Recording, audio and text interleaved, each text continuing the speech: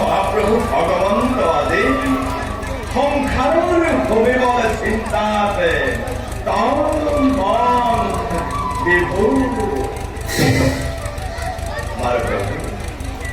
বেগতে কৰকচোন নাৰাখি কপত সৃষ্টি সৃষ্টি ভাল কৰি হৃদয় আদি বিমল সদাৰ কাৰণ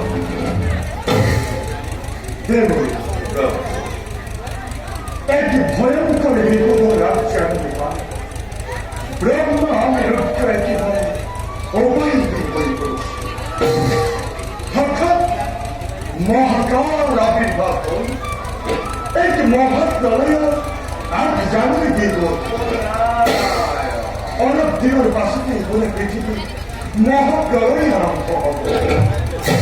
মহাপ্রলয় পৃথিবী পরিমাণে একই দেখা কেবল মহাসাগরের পানি এই বিশ্ব ব্রহ্মাণ্ড ডোবতে লাগে।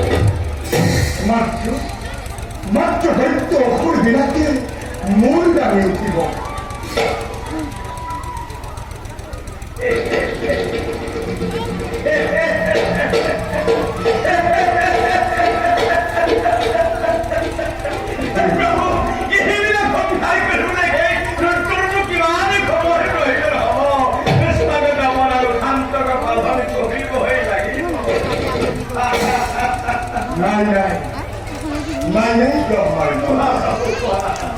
আচলতে আপুনি মোৰ কথাতে পাতল কৰি পাৰিছে।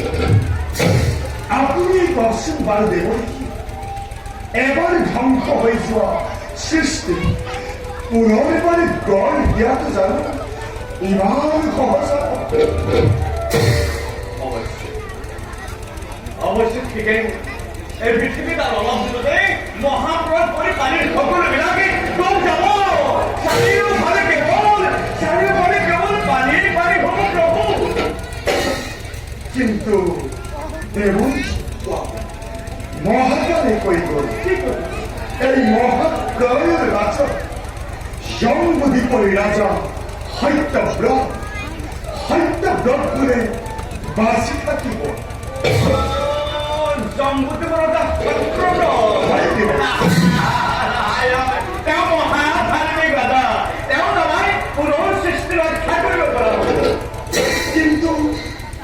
কিন্তু কেনেকৈ দেৱ কেনেকৈ পাৰিব মহাপ্ৰলয় আৰম্ভ হোৱাৰ আগতেই প্ৰয়োজনীয় সকলো বস্তু সংগ্ৰহ কৰি ৰাখিবলৈ কওঁগে। এইবিলাক ধ্বংস নহয় তাৰ ব্যৱস্থা কৰিব পাৰিলেই পুনৰ সৃষ্টি ৰক্ষা কৰিব পৰা হ'ব। ইতিমধ্যেই আমি অনেক পরিকল্পনা করি সুযোগ আমার দাবিটা করিতে হয় কিন্তু দেখুন আপনিও কিন্তু আমার বুদ্ধি বড় দাবি সময় সহায় কৰিবলৈ নাপাহৰি কৰিব চলনাকারী